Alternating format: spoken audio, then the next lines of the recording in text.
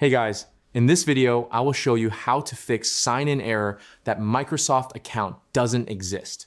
All right, let's begin. If you see an error saying your Microsoft account does not exist, the first thing to check is your login details.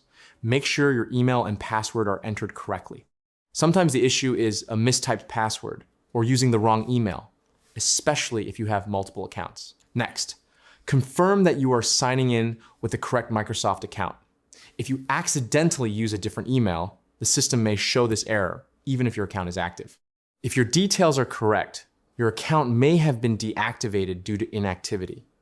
Microsoft requires accounts to be used at least once every 2 years. If you have not signed in during that time, your account may be closed. To recover it, go to Microsoft Support using a browser. You may need to create a new account to contact support, then explain your issue and request account recovery.